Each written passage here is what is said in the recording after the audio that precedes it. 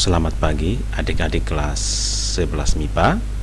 Pada pagi hari ini kita akan mempelajari materi kesetimbangan kimia. Ini kompetensi intinya. Kemudian ini kompetensi dasar. Kemudian kita lihat dari awal pendahuluan. Anda lihat di sini. Reaksi di kimia itu ada dua, ada reaksi berkesudahan dan ada reaksi kesetimbangan.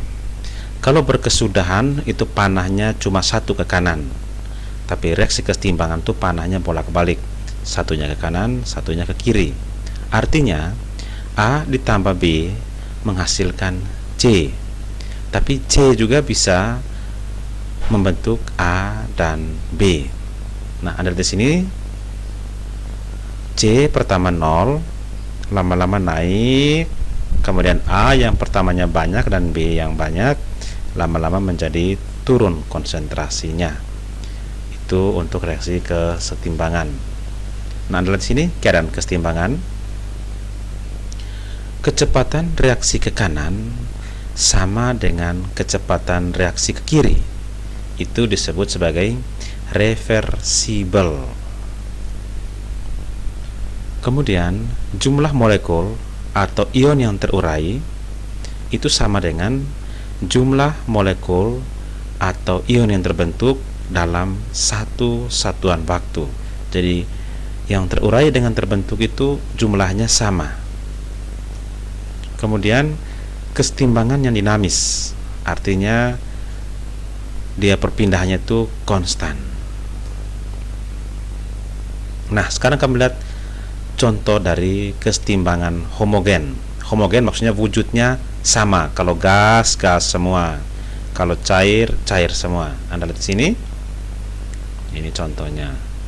Homogen SO2, 2SO2 gas tambah O2 gas menghasilkan 2SO3 gas. Nah, SO3 gas ini bisa terurai menjadi 2SO2 dan O2. Itu untuk dalam keadaan gas. Sekarang yang berikut contoh kesetimbangan dalam bentuk larutan. Misalnya NH4OH larutan menjadi NH4+ larutan dan OH- larutan. Kemudian NH4+ larutan dan OH- larutan jika bertemu, mereka bisa membentuk NH4OH larutan.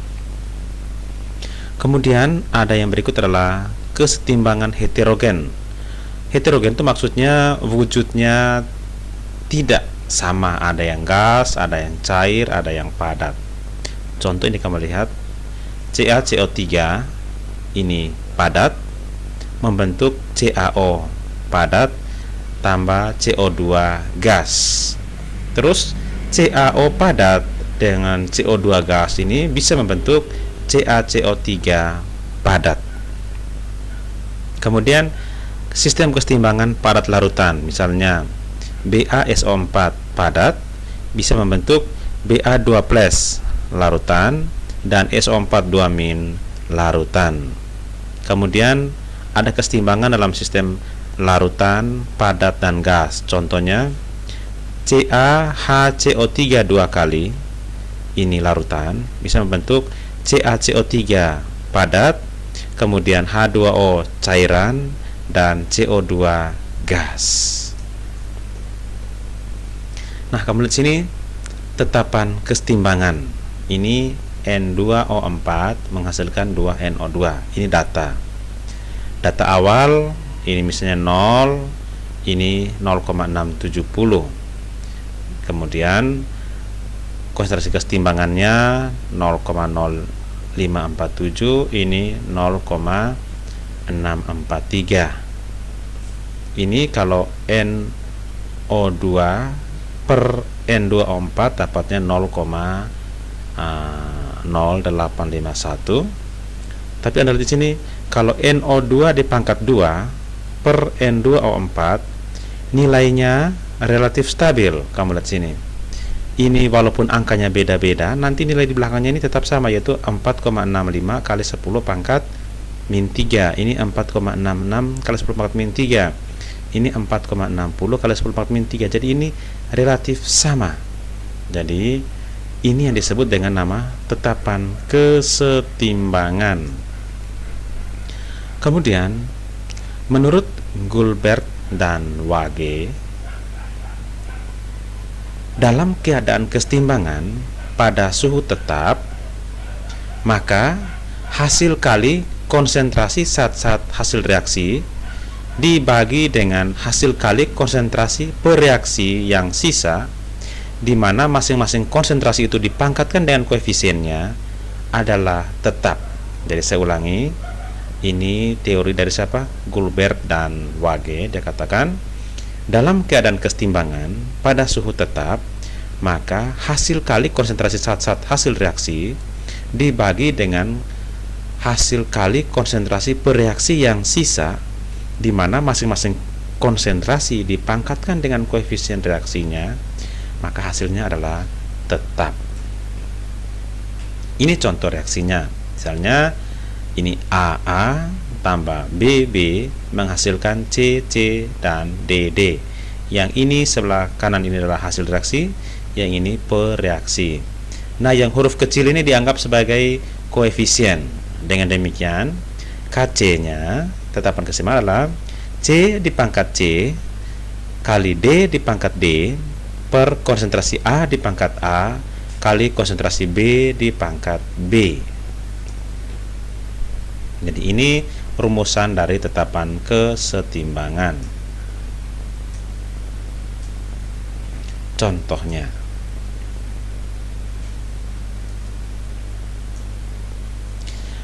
dalam ruang bervolume 2 liter dan temperatur tertentu terdapat kesetimbangan. Misalnya ini 2A ditambah 3B menghasilkan C ditambah 3D. Berarti koefisien dari A itu 2, koefisien dari B itu 3, koefisien C 1, koefisien D itu ada 3. Setelah pembekuan, ternyata, saya ulangi, setelah pembentukan kesetimbangan, ternyata terdapat 0,4 mol A, 0,2 mol gas B, 0,3 mol gas C, dan 0,4 mol gas D. Berapa tetapan kesetimbangan KC-nya? Anda lihat tadi masing-masing volumenya kan 2 liter. Dengan demikian A punya tadi 0,4 dibagi 2 sama dengan 0,2 molar. B-nya 0,2 dibagi 2 sama dengan 0,1 molar. C-nya adalah 0,3 dibagi 2 adalah 0,15 molar. D itu 0,4 per 2 sama dengan 0,2 molar. Nah, kamu lihat tadi KC itu C di pangkat 1 karena koefisiennya 1, D di pangkat 3 karena koefisiennya 3, A di pangkat 2 karena koefisiennya 2, B di pangkat 3. Jadi sebelah kanan dibagi sebelah kiri, sehingga menjadi 0,15 pangkat 1 dikali 0,2 di pangkat 3 bagi 0,2 di pangkat 2 dikali 0,1 pangkat 3. Dari sini hasilnya, hasil baginya dapat 30. Jadi KC-nya sebesar 30. Nah, yang berikut kita lihat tetapan kesetimbangan parsial untuk tekanan. Parsial itu artinya bagian. Untuk tetapan kesetimbangan yang melibatkan gas, tekanan parsial dapat digunakan untuk mengganti konsentrasi. Jadi Kp, kalau tadi Kc sekarang Kp. Ini Kp sama dengan P, ada tekanan C, P itu artinya tekanan. Tekanan C dipangkatkan C kali tekanan D dipangkatkan D per tekanan A dipangkatkan A kali tekanan B dipangkatkan B. Jadi prinsipnya sama seperti tadi, hanya sekarang ganti konsentrasi dengan tekanan. Hubungan Kp dengan Kc. Untuk reaksi fase gas, ini persamaan reaksinya AA ditambah BB menghasilkan C, C ditambah dengan D, D dalam konsentrasi dalam wujudnya gas, berarti Kc sama dengan konsentrasi C ini pangkatkan C kali konsentrasi D dipangkatkan D bagi konsentrasi A dipangkatkan A kali konsentrasi B dipangkatkan B. Kalau Kp-nya menjadi Pc dipangkatkan C, Pd dipangkatkan D, Pa dipangkatkan A kali Pb dipangkatkan B. Kamu lihat, menurut hukum gas ideal, rumusnya adalah PV sama dengan nRT. Berarti P sama dengan N per V kali RT. N per V itu kan mol per volume, itu adalah konsentrasi molar kali RT. Nah, karena kamu lihat sini, Kp itu adalah Pc dipangkatkan C kali Pd dipangkatkan D per Pa dipangkatkan A kali Pb dipangkatkan B. Jadi Pc itu adalah konsentrasi C dikali dengan RT pangkat C.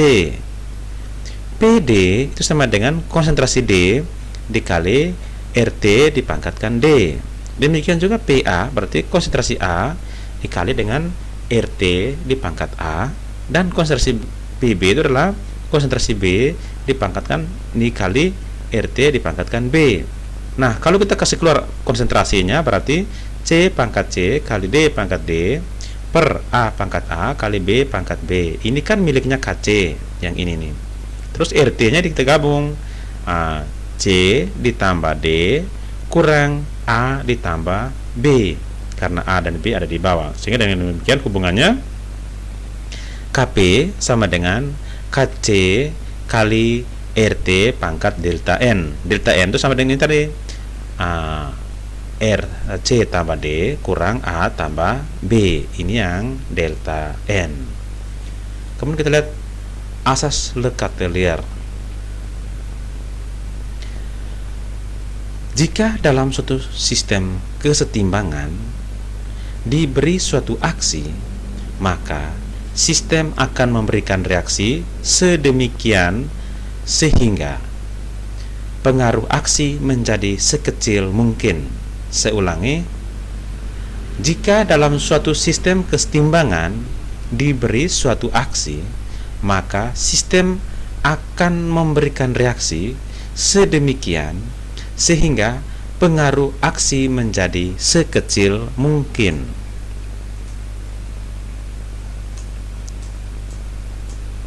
Nah, kamu lihat sini faktor-faktor yang mempengaruhi pergeseran kesetimbangan. Yang pertama itu konsentrasi, yang kedua tekanan dan volume, yang ketiga temperatur. Yang pertama konsentrasi. Jika konsentrasi reaktan atau produk diperbesar, maka reaksi ke arah lawannya. Jadi saya ulangi, jika konsentrasi reaktan atau produk diperbesar, maka Kc-nya menuju ke arah lawannya. Nah, kamu lihat sini, misalnya reaksi ini Ag plus tambah Fe2 plus menghasilkan Fe3 plus tambah Ag plus. Jika Fe3 plus ini diperbesar, maka kesetimbangan akan bergeser ke arah Ag plus dan Fe2 plus. Jika Ag plus ini diperbesar, maka kesetimbangan akan bergeser ke Fe3 plus dan Ag plus atau ke kanan. Jadi kalau jika sebelah kiri ditambah, dia geser ke kanan. Jika sebelah kanan ditambah, dia geser ke kiri. Yang kedua,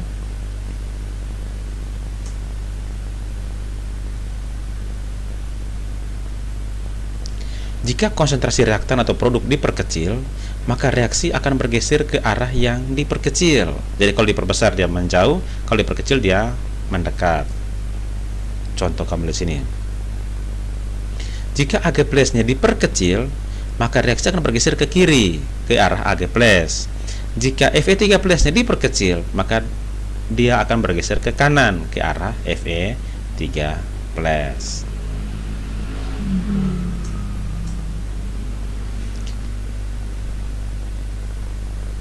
Kamu lihat di sini, jika konsentrasi reaktan atau produk dilakukan pengenceran, maka reaksi ke arah mol yang terbesar.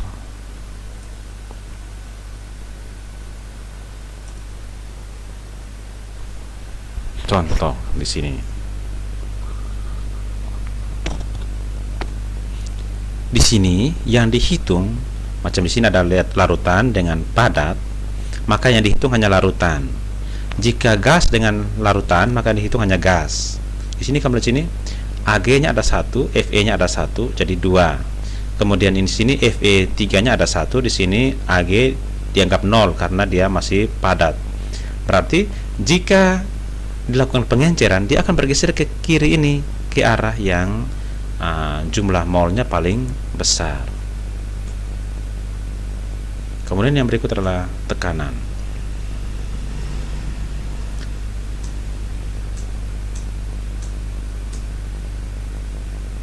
Nah, kamu lihat sini, tekanan. Jika tekanan diperbesar, maka reaksi bergeser ke jumlah mol terkecil. Kemudian, jika tekanan diperkecil, reaksi bergeser ke jumlah mol terbesar. Nah, kamu lihat di sini, misalnya 2SO2 ditambah 1O2 menghasilkan 2SO3. Kita hitung mol.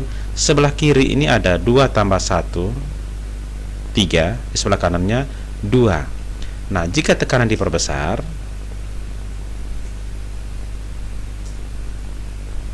adalah di sini. Jika tekanan diperbesar, maka dia bergeser ke arah SO3 karena di sini molnya paling kecil. Jika tekanan diperkecil, dia akan bergeser ke 2SO2 dan O2 karena di sini tekanannya yang paling besar.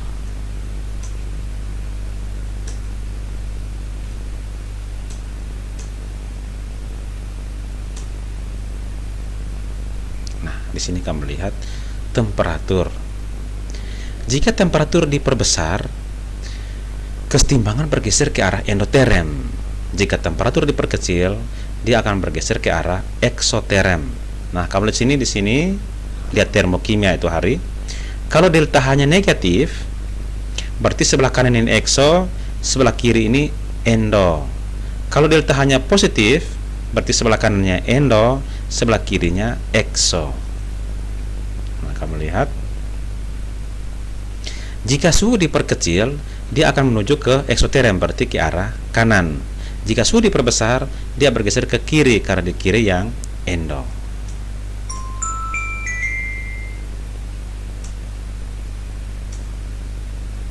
Nah, kita lihat yang berikut, aplikasi kesetimbangan kimia dalam industri. Yang pertama, pembuatan amoniak.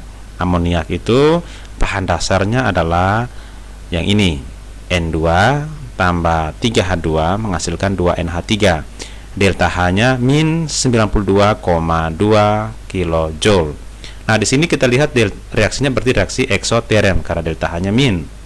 Kemudian jumlah mol sebelah kiri itu 1 tambah 3, 4. Sebelah kanan itu 2. Dengan demikian, untuk menghasilkan NH3 sebanyak-banyaknya, kita harus menurunkan suhu. Suhu diturunkan sampai 500 derajat Celcius. Kemudian tekanan harus diperbesar. Karena tekanan diperbesar, dia akan bergeser ke yang kecil. Maka tekanannya sampai 350 atmosfer. Suhu dicari suhu yang optimum. Optimum itu sebesar 500 derajat Celcius dan menggunakan katalis Fe3O4. Kemudian yang berikut, pembuatan asam sulfat.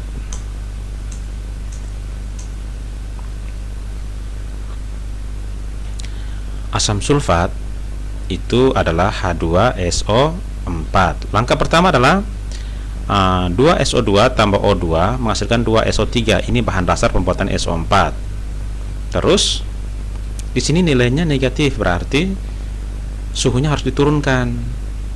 Hitung di sini 2 tambah 1 3.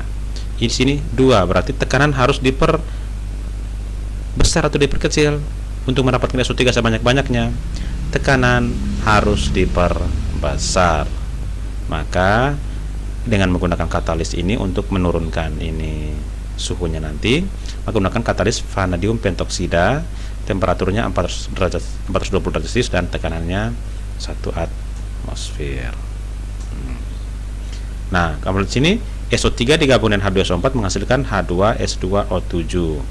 H2S2O7 ditambahkan air menghasilkan 2H2SO4. Oke, demikian penyampaian kita pada pagi hari ini. Anda diminta untuk mengerjakan soal-soal kesetimbangan. Jika tidak mengerti, boleh Anda tanya saya lewat WA grup. Terima kasih.